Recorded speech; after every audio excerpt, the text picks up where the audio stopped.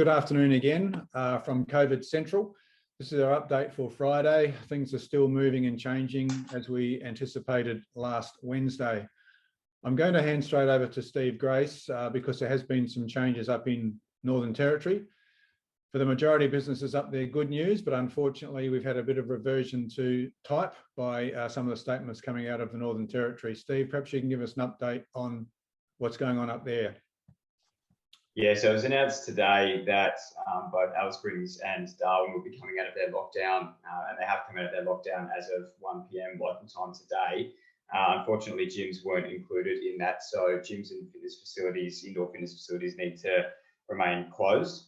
There wasn't any, I guess, evidence or data to support that decision, so obviously very disappointing from our perspective. Since then, we've contacted the Chief Minister and his office. I just got off the phone with one of his advisors who wasn't able to give me any further evidence or indication as to why the decision was made and why gyms were specifically singled out. We've also put through a request to meet with the Chief Health Officer and his team, Dr. Hugh Heggie. So we're waiting to hear back from them. Same questions have been asked, why was this decision made? Why were gyms singled out? As we all know, we've spoken about this for over a year now, that the data and the evidence does not support gyms being at a higher risk. And in fact, when you look at other areas such as hospitality, we know that you're 6 to 8 times more likely. I think that number's still relevant. 6 to 8 times more likely to contract the virus in those types of settings than you are compared to a fitness setting. So again, very disappointing. Hopefully we can have more information back in terms of where that evidence has come from. The positive side is that outdoor training can occur. There's no cap in terms of the amount of people or the size of the group. But yes, outdoor training can definitely occur as of today. They're suggesting that masks be worn if you cannot remain 1.5 metres apart. But other than that, free to run those sessions. So Steve, my understanding is that since COVID hit the country 15, 16 months ago, there's been no transmission in any gym exercise facility in the Northern Territory. Yeah, correct. There was an exposure site that was announced a couple of days ago, being an outdoor Zumba pop-up tent.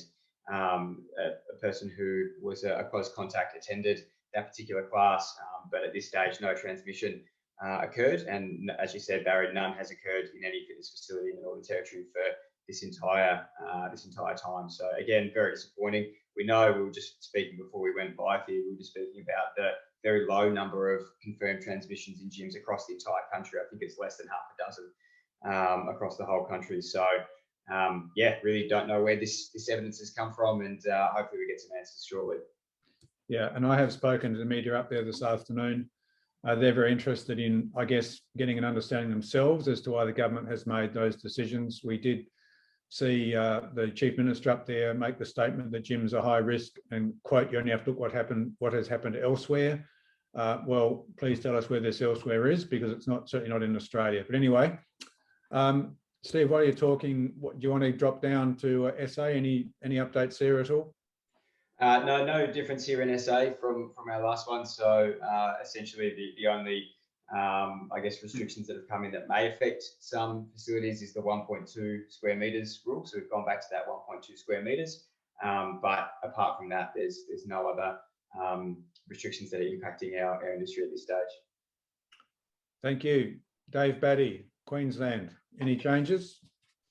There's been a couple of changes up in Queensland. So some of the areas have now come out of lockdown, but there will still be a requirement for masks. So Greater Brisbane and the Moreton Bay area are remaining in lockdown for another 24 hours. And they're just trying to track down a couple of extra cases up there on that. But the other areas are coming back out of lockdown into the same restrictions that they had before, 1 per 4 square metres, and that will probably drop to 1 to 2 square metres once they sort out these issues in the Greater Brisbane area. But masks are going to remain in all those areas for the next 2 weeks. So masks are going to be required in classes for the next 2 weeks in that area as well. Does the mask requirement also apply to strenuous or Yes, it does at this stage. So they're keeping the masks on for that. There is the ability outdoors to remove your mask for those reasons, but not indoors. Okay. And down in Sydney, I noticed there's been, I think, another 24 cases in the last 24 hours or thereabouts. Yeah, 32 cases. 32. Yeah, with about 12 of them being out in the community. So after discussions with New South Wales Health around boot camps, the councils can actually dictate what they want to do in each of their areas.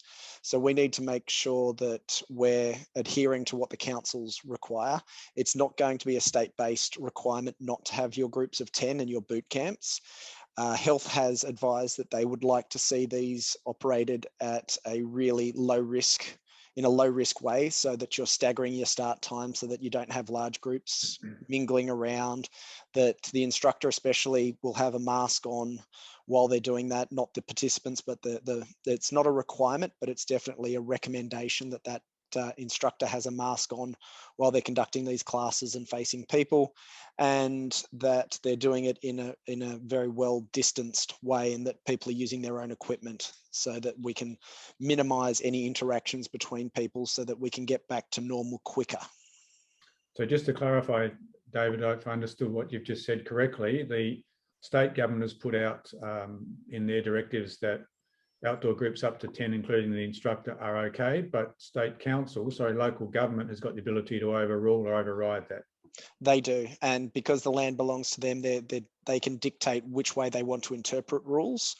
And sadly, we can try to influence, and we've discussed this with a couple of councils, but a lot of them are locking down on this because they're trying to reduce the movement in their area. Of course. We forgot the ACT last Wednesday, so apologies to our ACT colleagues, but maybe we give them a bit of attention now, David. I mentioned last time, ACT is quite an easy one. What you can do is, all you need to do is remove your mask as you walk into the facility. You must wear your mask up to the facility, in through reception, but once you actually enter the gym, you're allowed to remove your mask. So that is the only requirement there. Masks are required indoors other than inside gyms. Okay, and keep moving south to your home state. Victoria hasn't changed in any recent restrictions. We're still restricted to 300 people per space in metro, as well as in rural. Regional has the additional benefit of, if you have a COVID marshal on, you can go to 2 square meters rather than 4 square meters. And all the other requirements are still there with face masks. You're allowed to remove that for strenuous activity though. Thank you. And down to Tassie. Tassie, there is no changes, no cases. So they're quite happily ticking along. Okay, David, I know you're waiting for a press conference over there in WA, but has there been any changes in the last 48 hours since we last convened? Hey, Barry. No, there hasn't. So we're still as we were from a couple of days ago. Lockdown is due to end 12:01 tomorrow morning, in theory, but a press conference in about 5 or 10 minutes will probably give us a better understanding of the next steps. So basically just down to 1 hour outdoor exercise with another adult from the same household, and your kids can go with you as well. So from the same household, there's no outdoor training, and obviously we're closed at this stage, but we're just waiting further updates from the conference. Okay, thanks for that. Now, David Batty, looking at these questions that are popping up, I think you're going to be the main person responding to these. So you want to start from the... So going through New South Wales, get the same ruling as the ACT, mask remove in regional. So in regional New South Wales, masks are needed for classes, but not inside the gym. So they're dictating that you must wear your mask indoors wherever possible, and that you can remove your mask during strenuous exercise within the gym, but not inside a class. They're seeing this as a slightly higher risk environment due to the fact that the group of people, up to 20 people, are spending a longer period of time together. So they see this as a higher risk environment. We have shown them the evidence that it's a lower risk environment by the way that we can separate people and distance people, and there's different ways that we can mitigate against the risk. But at this stage, they're not budging on this because this is something that they really would like to knock on the head quickly so we can get back to our regular lives as quick as possible. Gold Coast, 2 weeks for masks is what they're looking at the moment. So any of the areas that were affected by masks in Queensland, they're throwing an additional 2 weeks on for masks.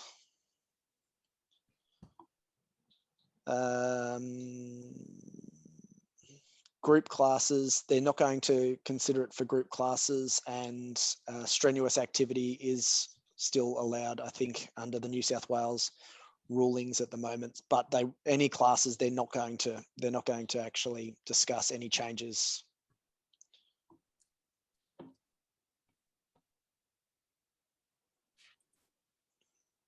There we go.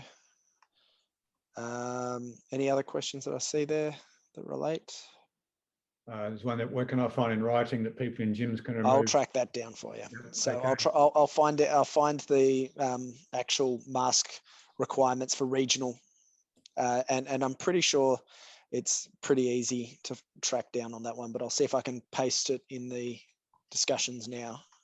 Okay. Right. I think you've probably covered them all off there at the moment. Gold Coast, regional New South Wales.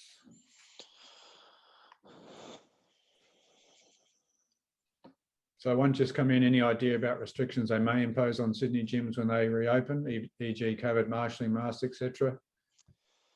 I don't think they're going to go with COVID marshalling again. I think they'll probably more stick to masks and possibly have the exemption for the vigorous activity. But as it stands, they haven't actually come out with any idea of that. They're still really locking down in battle mode. So they're not talking about anything for the next probably 2 or 3 days. About Tuesday or Wednesday next week is when we'll start to get some indication of what they're looking at. And I think you've answered the question about rural New South Wales and taking masks off. Mm-hmm. Group classes, yeah. Yep. So I'll track down the exact wording for you on the masks. Yeah, and the question about do we think it's going to be extended past the 9th, I think that's going to be very much dependent on the figures that come in over the next 3 or 4 days. Certainly, they haven't started going down yet. There's only small increases, and hopefully most of those are still through the contact tracing they're doing, and they're part of existing clusters. Question there, I understand in Greater Sydney gyms are closed, but what about studios at home premises? I'm assuming they'd be closed as well, David? They are, yes. Yep. Yep. So anywhere that's a gym of any sort or any facility where you have people entering an indoor area for fitness, that's classified as a gym. Yep, okay. All right, so just to reiterate again what we were saying on Wednesday, it's really critical that we all, for those states that do have some ability to open, it's critical we do actually maintain those strict hygiene and sanitation protocols. We don't want to be caught out anywhere here. I mean, every time we go out and make a statement that gyms are safe and there's been no transmissions, I do cross my fingers to some degree, because I guess at some stage in the future there may be one, and then we'll get piled on by the media to some degree. So please, everyone, do what you can to make sure that your businesses, your groups, your programs are operating in COVID safe protocols. That's the best way we can actually keep reinforcing the message to the powers that be that we are actually safe, and that our facilities, indoors, outdoors, programs, etc., can be run safely. Question come through, David Lewis, for you. Are you in comms with Kim Elwood from DSR? Definitely, yeah. She's on speed dial. Yep. Also DPC, Government House as well, and Health and WA Police. We've been very active this week in regards to multiple conversations with all the key stakeholders. Okay. Yeah. All right, I think we'll leave it there, guys. Thanks again. Thank you for all the participants who've tuned in. I think do we believe we should be doing another one early next week? What's the feeling? Probably around Tuesday or Wednesday, I'd say it'd be a good timing, because we'll get a better indication of what's going to happen with New South Wales from there. We'll have discussions over the weekend with Queensland, though. Let's go for the same time if possible on Tuesday then. Okay. Thanks, folks. Stay safe, all of you participants. Take care over the weekend. Keep on hanging on, and we'll be in touch, and we'll speak with you again next Tuesday at around about the same time. Please check our socials to have that confirmed. Thanks also to Luke for coordinating this webinar. Thank you. Have a lovely Thank you. weekend. Thank you.